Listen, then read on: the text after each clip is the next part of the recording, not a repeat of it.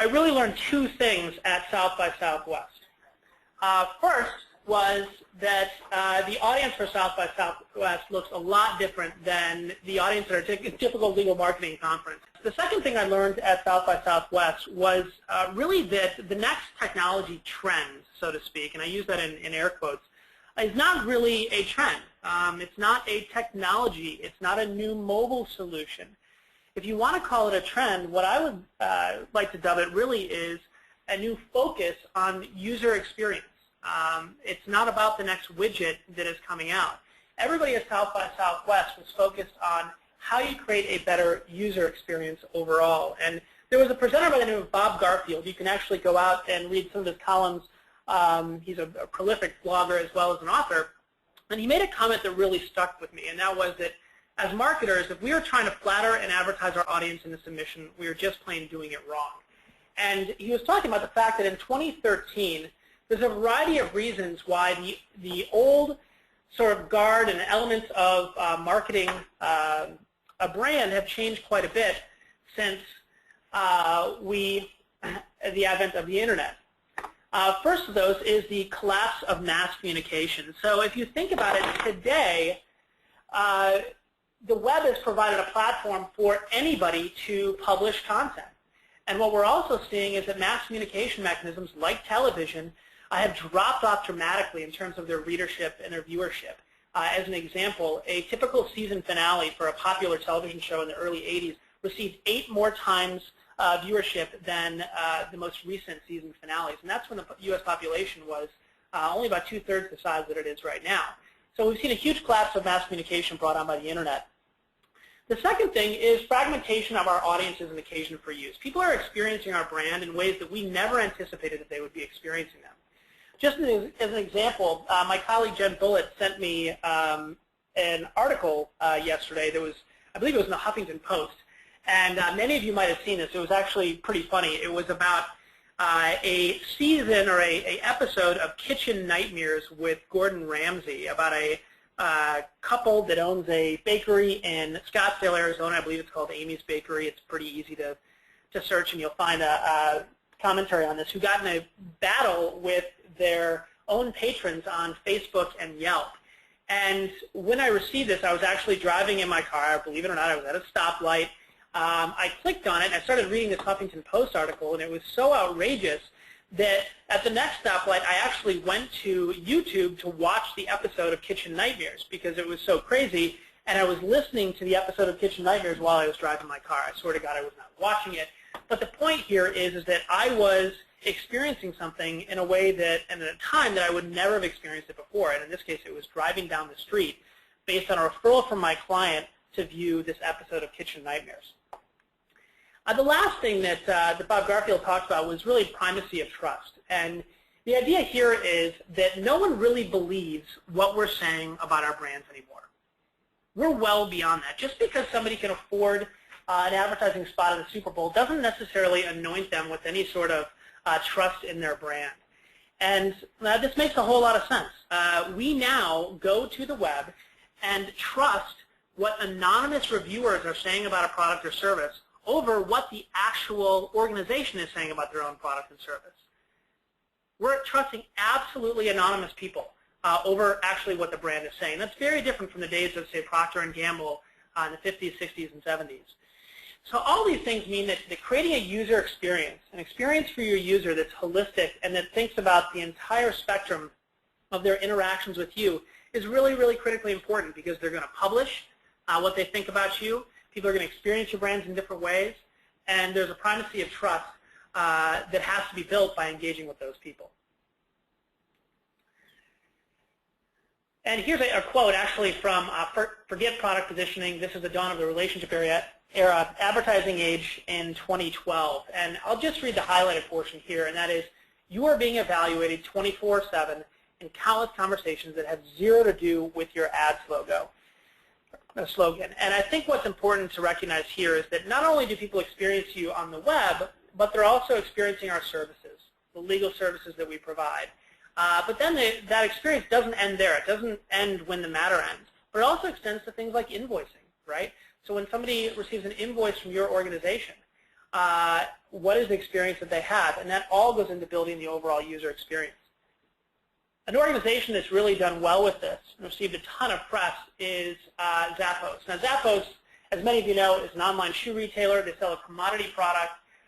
So they've chosen to differentiate based on user experience. Not only user experience on the website, which is fantastic. It's actually good enough for me to go and shop for shoes on it, which I absolutely hate to shop for shoes. But actually the experience follows all the way through to the way that they treat their customers. And I'll give you a couple of statistics on that. First of all, if you search on I Love Zappos on Google, at this point I think you'll get something like 13 million results, and when I took the screenshot it was about 2 million. Interestingly enough, they have about $1 billion in sales, and they do that based on $18 million in advertising. Now, many of you in the legal space will look at this and say, okay, that's about 1.82% of revenue spent on marketing. Well, the reality is that for a business-to-consumer, particularly a commodity-based business that's online, this is a dramatically small marketing spend. So how are they able to generate $1 billion in sales based on such a small marketing budget? Well, 75% of their revenue comes from repeat customers. People love to do business with Zappos.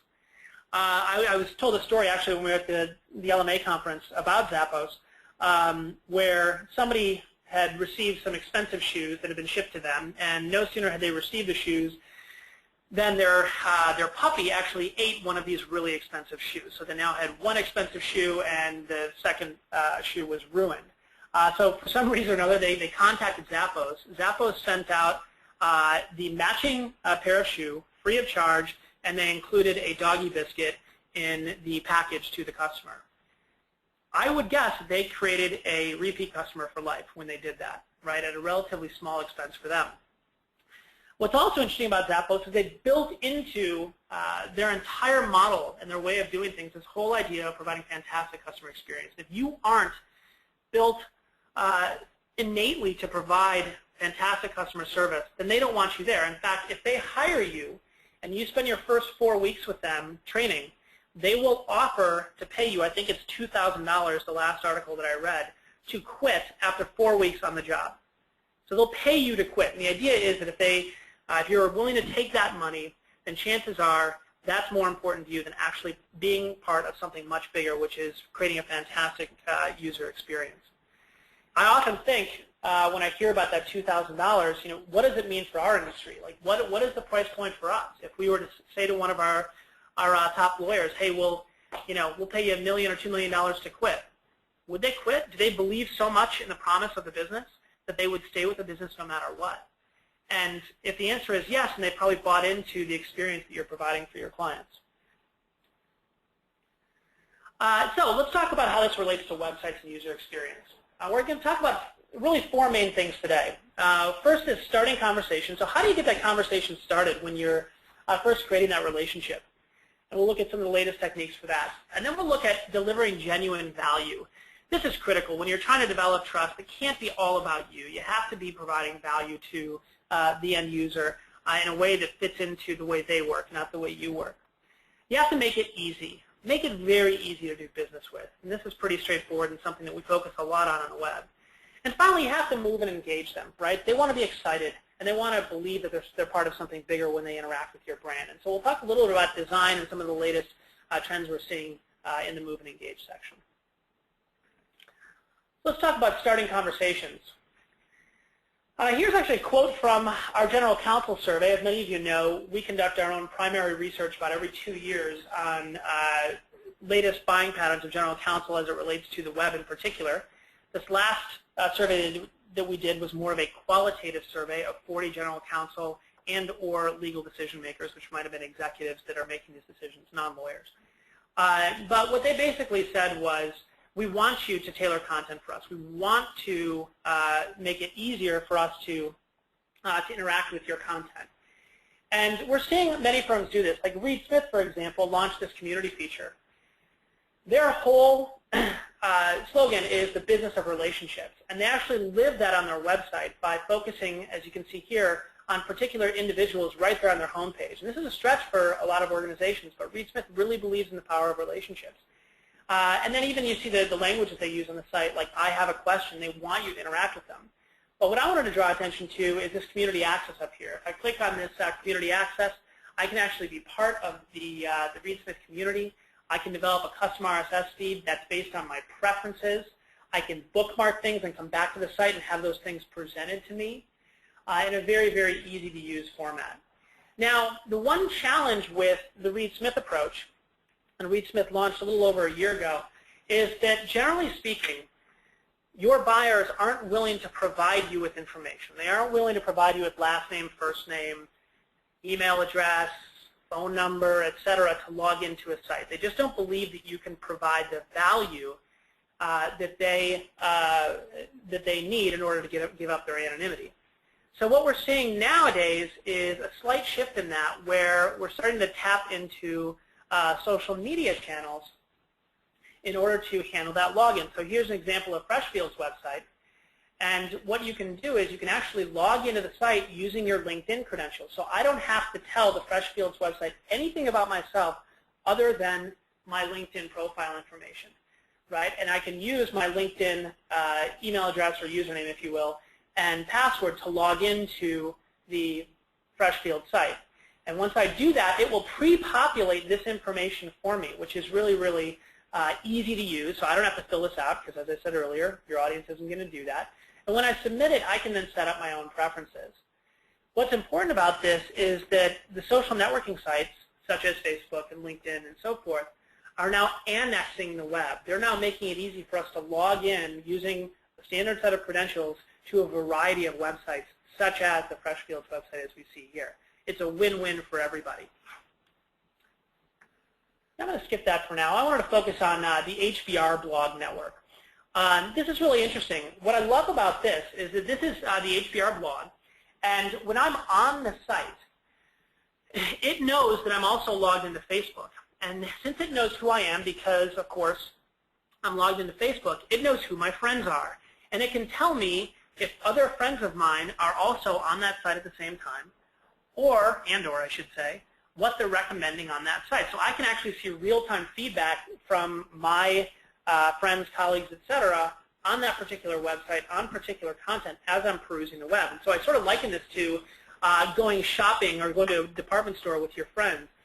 You walk into a department store and all your friends are looking at a jacket or a pair of pants or whatever, and your friends are giving you feedback on it, etc. It's the same concept, but now it's just going on the web, where you're actually viewing a website together virtually. And I think this is really, really powerful to see what your friends are actually interested in.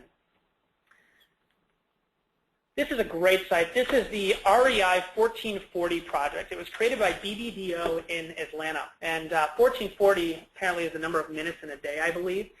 And they had this concept of how do we take a very engaged user community, which is the REI customer base, and create a site that allows them to express how they're using the product or just what they're doing when they're partaking in activities that would have something to do with REI. And so BBDO Atlanta actually created this website and put it up there. And basically, it's a crowdsourced website where customers of REI can go to the site and publish pictures in real time of themselves in various locations, as you can see here. It's an absolutely stunningly beautiful site, but I think what's more important is that it's almost completely crowdsourced. And that's fantastic, right, because it's coming from their audience, and it's showing their audience using, in many cases, REI products in a way that REI would want their products to be used. This is building trust, right? This is creating a good user experience. This isn't REI telling us how great they are. This is their customers showing us how great the REI products are. So that's starting conversations. I thought I'd talk for a minute about delivering genuine value. Let's start here. We would like to get the firm's knowledge from their website. We might pay for it, and obviously it's better if at least some of it is free, but we want to have access to things like forums and other knowledge the firm has. This is direct feedback, again, that we received during our General Counsel Survey. So how are organizations doing that? Well, an example that we've focused on for years is obviously McKinsey. What I love about McKinsey, I talked earlier about the fact that organizations can't be screaming about their brands from the rooftop anymore because nobody's believing them. I was thinking as I was putting together this presentation, I have never personally seen an advertisement for McKinsey. Yet I have a perception of their brand that it is the best and brightest consultants that are out there. If I have a huge challenge, they're the first folks I'm going to call, right? Well, why do I have that? I'm not seeing advertising. I'm not walking through airports and seeing advertisements for McKinsey. I'm not opening up the United Hemispheres magazine and seeing advertisements there either. So what's going on? And really what it is that they are phenomenal about providing genuine value to their audience base that furthers their the perception of their brand. So this is an example of their Insights and Publications section of their website. You notice that this is the second navigation item right underneath Client Service.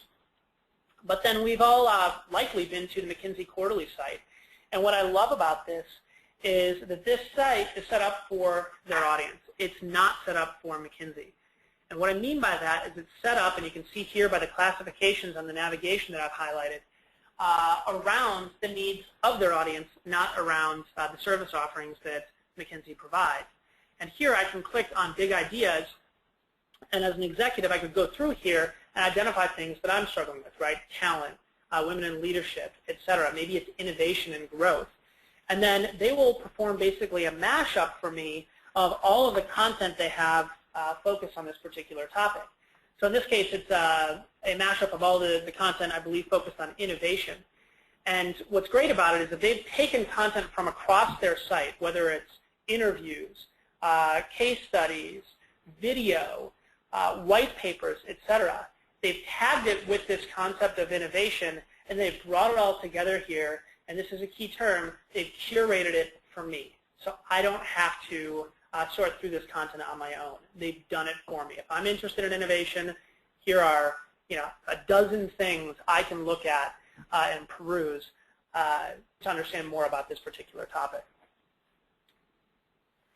We see some other examples in the legal space. This is the Dodd-Frank site. This was launched by Sullivan & Cromwell. I want to say maybe 18 months to 2 years ago.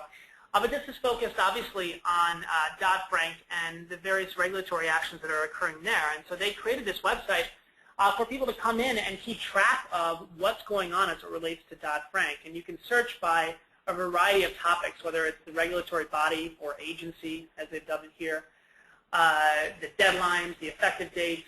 You can basically slice and dice anything you want on Dodd-Frank using this website. And they've just made this obviously available for free out there on the web. More recent example, this is the Founders Workbench. This was launched by Goodwin Procter. But interestingly enough, if you look at this homepage screenshot, you probably can't tell it's Goodwin Procter. And that's really by design. They wanted to appeal to founders and entrepreneurs who are founding businesses and are struggling with really these 6 main areas, right? Forming, financing, operating, hiring, growing, and protecting. And they created this website.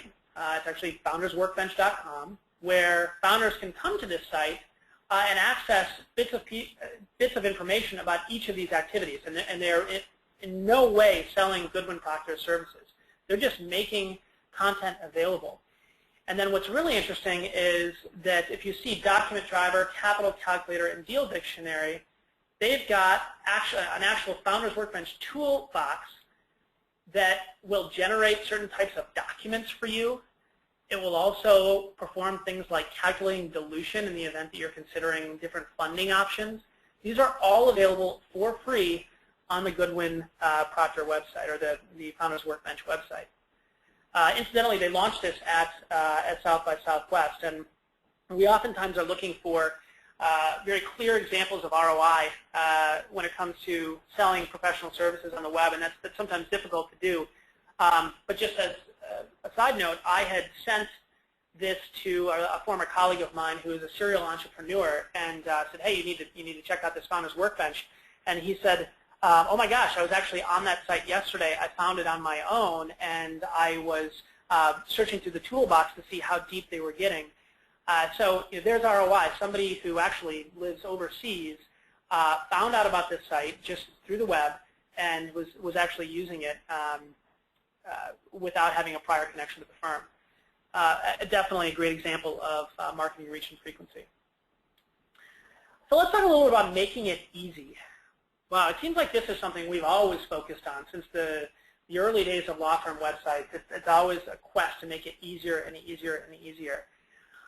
Again, we got feedback from General Counsel on this, but basically they want to be able to find in just a very short number of clicks the exact type of information they're looking for, and typically that is expertise information. One of the things we notice when we look at traffic reports is that people click on fewer pages today, or they access fewer pages on a law firm website than they ever did before. So people are viewing less pages than they did before. It used to be about 5 pages in any particular visit. Now we're seeing anywhere from 2 to 3 pages. So we're spending all this time designing websites. We're spending all this time on content, One North and our clients, the industry and their clients, and people are actually spending less time on it. Well, the reason is that we have been conditioned as users of the internet to, if we can't find information right away, we leave the site. So focusing on making it easy and that user experience has become critically important. And one of the key features in that is search. When I started in this business 13 years ago, it wasn't uncommon to launch a website that didn't have search. Or it wasn't uncommon at the end of the design process to slap a search button or a search field down at the bottom of a website. And the reason was that search wasn't that great. It just couldn't find us the information we're looking for. Today, it's central to the experience. I read an article that said that as much as 42% of products are bought when somebody finds the product via the site search. And so it has now become a navigational element as important as your main navigation.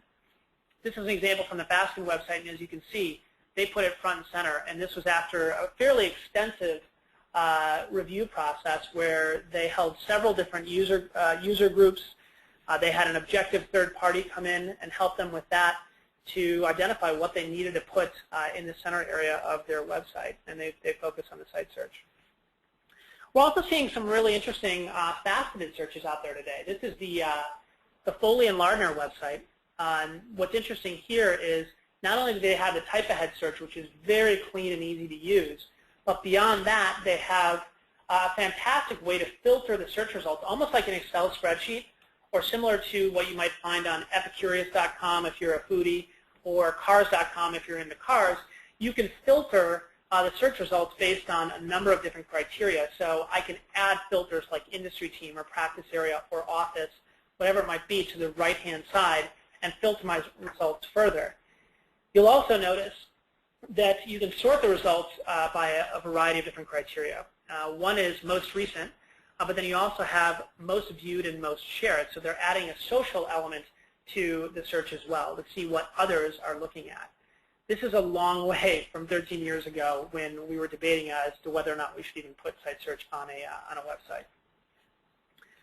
Fenway's actually taking this a step further. What they've done is they've actually gone ahead and tagged all of their content on their website with the topics that their clients would use to describe that content.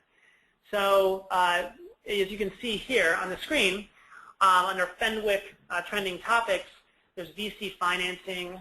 I believe there's sell side, mobile, buy side, social networking. These are all tags that they have, which you can just click on as a user and find information. So if I'm looking for information on VC financing, I can just click on that, and they give me almost like a McKinsey-like roll-up of all the content they have related to VC financing. As I said, they've taken it one step further than even that, and they actually allow the users themselves to submit tags for their content. So really probably one of the first law firm websites I've seen that does any sort of crowdsourcing in terms of the tagging of the content. Here's obviously a non-legal site that many of us like here at One North because it's a great example of design. But this is the Airbnb website. And I went to the website and I clicked on San Francisco. And so we're one page in when you're viewing the page that I've shown here on the screenshot. And what I think is so interesting is that they've proactively done that filtering for me. So once I clicked on San Francisco, they took all the terms that they think I might be interested in as somebody who's looking for a place to stay in San Francisco, put them right here on the home page, and then showed me how much content they have for each one of these things. So if I'm artsy, I'm not. I could click on that. If I'm into peace and quiet, I could do that. Stunning views, there's 17 pieces of content or 17 locations that I could access for stunning views, it's really, really easy to use. They've almost eliminated a step in the search process just by providing me with these facets right up front. It makes it really easy for me to find content that I'm interested in. Here's a great example of site search results. We spend more time on site search results these days than ever before. It used to be, and I think that we learned this from Google in many cases, that you ran a search and you got a 10 result list back that showed you maybe where in the content that a word appeared. But it didn't give you any context about the search result itself. So if I searched on something like trial, well, there are people associated with trials. There are services that are associated with trials. There's news and insight. There are offices that are associated with trials.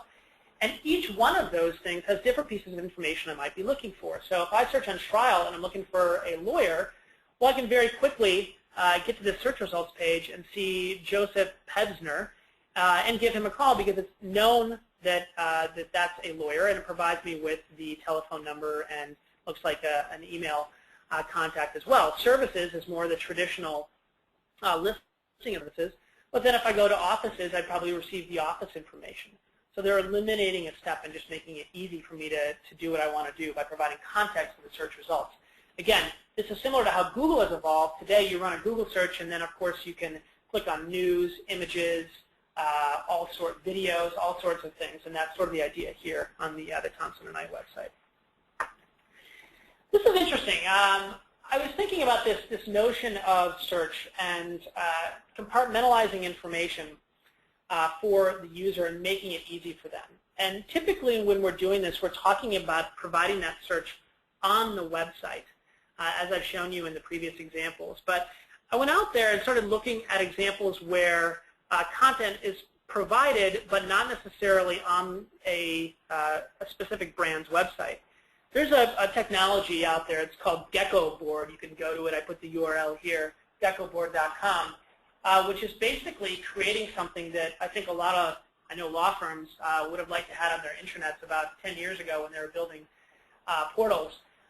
The ability to basically create a website that pulls from a variety of different other websites and aggregates the information for me in a simple dashboard like this. So as you can see, I've got Twitter feeds here for things that I'm interested in. I've got BBC's latest content. I've got the weather. I've got Gmail. I've got links to Zendesk, which is a customer service ticketing platform. So if the person viewing this is a Zendesk subscriber, they can see how many tickets they have open for their clients. Web statistics, you name it, it's all served up for me through this Gecko board. And the reason I wanted to show this is that in the vein of making it easier for your audience, I think this is in some cases where the web is going. More and more we're going to have to be able to compartmentalize information that we have, like contact information or the news and insights, and package that up in a widget that then can be consumed in a platform like this. And clearly, as I said, they've done here in 2013 what a lot of, I know, law firms and organizations in general were struggling with: how do you create a mashup of personalized content? And this has been a struggle, for 10 to 13 years, and now here it is available on the web. It's not even an app. So last, I want to talk a little about Move and Engage, and this is really when we'll talk about design. Design is important. When we talk to General Counsel, they do tell us that while they certainly aren't design connoisseurs, they can recognize what a good website is and what a bad website is, and it reflects on your brand. And so again, while they might not be, and I don't want to generalize here, a fantastic connoisseur of graphic design online, they definitely can identify when somebody has invested in their website and when they haven't. And we're seeing a lot of interesting trends going on here in the design space, really exciting stuff. This is actually a Swedish website, so my Swedish is pretty rusty and I have no idea what it says, but I do know that it's for Bianchi bicycles, which I do know a little bit about. And what I love about it is that basically there's no flipping from page to page to page like serially in a website. Instead, they've focused really closely on transitions. So if I go to this home page here, you can see there's a variety of different buttons and things that I can click on. And when I do that, the content just slides open. not only is this touch friendly, but it's also very, very user experience friendly because I'm never, again, serially clicking from page to page to page. This, to me, is just a tremendously elegant design. It's something that we focus a lot on these days, which is those transitions between pages and between content. And in this case, I believe I opened up a bio for one of the designers of these bicycles, although somebody who knows Swedish better than me can verify whether or not that's true. Oh, by the way, I put the URL at the bottom of this that you can access. So we're seeing those transitions make their way into the legal space as well. This is the Benish website. It launched within the last few months. What I really like about this website is that it is extremely touch-friendly. It uses a technology called parallax scrolling. And so you can see we're focused on client focus on the home page here, but I can scroll and very quickly see our work. I can continue just brushing up on my iPad screen or whatever it is and see things like in the spotlight, what's trending. It's all very, very seamless and glossy. This is the USA Today website, and this was forwarded to me by a colleague because they have completely revamped this website to be 100% focused on touch-friendly. If you go to CNN.com today and you do it on a touch device or even on your desktop, you'll notice that it still isn't touch-friendly. There are plenty of links on there that my finger is just too big to click on. They've made it really, really easy with USA Today so that I can swipe content back and forth and feel like I'm flipping the pages from a book, not jumping from section to section like I used to have to do when I click on a piece of content and wait for the page to load. So the last thing I wanted to show in terms of examples is an example of responsive design. This is a really hot topic. Our clients are constantly asking us about it, so I thought I would address it here. What is responsive design? Basically, responsive design is a design that enables the screen, or I'm sorry, that adapts the design to the screen that the user is looking at the website from. So for example, this is the desktop view of the University of Chicago website, but then if I click forward, I'll show you what happens when I start to view this on smaller screens. You notice that the content generally stays the same, but the design morphs a little bit because the screen is getting a little bit tighter. And then as I move to things like an iPad, here I would be holding an iPad in landscape view. You can see how the content is still generally the same, but how the design has shifted in real time. And then finally, I can view it on a mobile device. And so this would be viewing it on my iPhone. This is really slick, and you can actually go to a responsive design site just like the University of Chicago using your browser, and you can adjust the size of your screen, and you'll see how a site adapts to the size of that screen. And the nice thing about this is it cares less about the type of device, but more just about the size of the screen that you're on. Definitely where things are going. Now, there are some drawbacks currently to responsive design. Not all browsers support it. It's more costly to do, generally speaking. And it requires more work in terms of design because you're making a lot of decisions about things like design breakpoints. Okay, if my screen's going to be smaller, what's the content that I actually want to be presented? But in terms of providing a user experience, it's absolutely fantastic. And when you're talking about University of Chicago, who likely is appealing to, in addition to donors and so forth who are more used to using a laptop and so forth, they're also appealing, of course, to college-age kids or pre-college kids who are looking at this website, and they're probably doing it on a smartphone. And so they're providing that user experience to them through the responsive design site. Okay, so I wanted to wrap up today by just talking in general again about this user experience.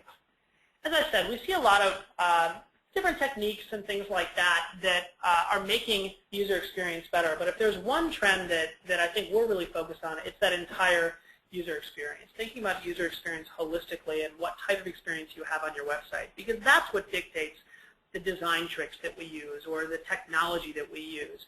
And that's really where the web is focused today. But I also didn't want us to lose sight of thinking about what this means to our clients. And so I thought I'd bring up a diagram that here at One North we've been thinking about a whole lot. It's actually adapted from a McKinsey 10-year study where they looked at the business-to-consumer buyer cycle, but I think it has real applications for our space in the B2B professional services environment as well. So if you think about it, all marketing really starts with the need, understanding the customer, understanding what needs they have. And from there, you have to generate awareness. As an organization that might be able to solve that need, you have to generate awareness in the eyes of your potential customer. Ultimately, that customer or client starts to consider actually making a purchase, right? And that's the active evaluation phase. And this might be when an RFP is sent out and so forth. And of course, you have to have generated awareness that you provide these services before you can be actively evaluated. But then at some point, after that active evaluation, a relationship is formalized, right? You actually start delivering services or deliver a product. And that's really important. A lot of sales methodology has been focused on getting from the need, which I started at, to formalizing a relationship, but then it ends there. Today, when we're thinking about user experience, it doesn't end there. How you provide services to your clients is absolutely critical. As we all know, being in the services business, the rubber sort of meets the road once an engagement letter is signed. But that is the opportunity where real trust and advocacy is built, right? And the goal here is that once you formalize a relationship with a client, and I know this is marketing 101, that's the opportunity where you build that trust, build that advocacy, and then ultimately those people that you've built that trust and advocacy with become your loyalists. And when they have a need, they don't put it back out to market. They actually come back to you directly. And better than that, what they do is when they're having a good experience, they start influencing others that are in that active evaluation phase, right? This is the way our industry buys, right? We always hear, my business comes to me through referrals. But how much are we focused on the user experience during that phase from formalized relationship through that loyalty loop? Business-to-consumer organizations are dead set right now on focusing on this piece because for them this is new. For us this isn't new. But for business-to-consumer, they're thinking, okay, well, it's not just about making a sale. It's how do I make an impression so that that person can go influence somebody else who might also buy my product. And oh, by the way, they will also come back and be a repeat customer of mine. So while this is relatively new to the business-to-consumer online space, it's not new to us in professional services. I would just challenge us in the online world with our websites and the way that we interact with our clients to think more closely about how are we supporting this life cycle for our clients using digital technologies, because more and more conversations are moving digitally. So with that, I'm going to wrap up my prepared remarks, and I'm going to turn it over to Tanya for questions. Just a reminder, if you have a question, you can submit it using the question function, and you can find that in the GoToWebinar control panel at the right side of your screen. All right, the first question is, in the sites that you're working on now, how prevalent is responsive design? That's a great question. So how prevalent is responsive design in the sites that we're working on now? I'll take a step back. As I mentioned during the presentation, responsive design, we're definitely at the cutting edge when it comes to responsive design. I don't have a percentage, but I'm guessing that far less than probably 5% of the websites out there on the web are actually responsive design sites. And the reason for that, as I pointed out earlier, is that not all browsers support responsive sites right now. But in addition, it is a more lengthy process in terms of resources, potentially time, potentially money, and certainly decision making when you're developing a responsive design site to make it truly responsive. So where it's really fluid as you're resizing the screen. A lot more decisions need to be made about that design. So getting back to the real question, which is how many of the sites, I would say that all of the sites that we're designing today are absolutely being designed for touch devices. So they're being designed with mobile and various screen sizes in mind. Are they necessarily responsive? That really depends on the goals of the organization. But I would say we wouldn't start a project today without thinking about mobile. And I'll also go back to something I said before. You know, we go to these conferences, Marketing Partner Forum, Legal Marketing Association, and it seems like there's session after session on social media. And social media, there's no doubt that it is very interesting and has a lot of implications, you know, if not exactly today, certainly in the next 5 to 10 years for our business. But I think if there's one trend that I feel has been sneaking up faster than social media, it's mobile. We used to see sites in 2008 that had 2% traffic coming from a mobile device. Fast forward to 2013, and we're seeing sites that have anywhere from 10 to 20%. And when you're starting to talk about 10 to 20% of your users coming from a mobile device, you can't ignore those people. That's 1 in 5 or 1 in 10. When it was 2%, that was 1 in 50 or 1 in 100. That is sort of something you have to consider. So the importance of mobile and designing for touch is really critically important. And I think a couple of years will tell if responsive design truly is the way all sites will be developed in the future. The next question is, how difficult is it to adapt an existing design to responsive design? Is it comparable to a complete redesign, or can it be done in steps? Fantastic question. So if you have a site today and you're wondering, can I make it responsive or at least adaptive to various screen sizes, can it be done? The short answer is yes, it can be done. The but is that depending on the original design of the site, it can be a very complex process. And in the end, if it is a site that was perhaps designed quite some time ago, was designed in a time when we weren't thinking about touch and we weren't designing navigational elements for touch, we might be adapting the old website to be responsive, but it might feel like a complete redesign. So it really depends on the starting point that you're coming from when we're looking at making a site responsive. All right, that's all we have for today. Thank you, everyone, for joining, and have a wonderful day.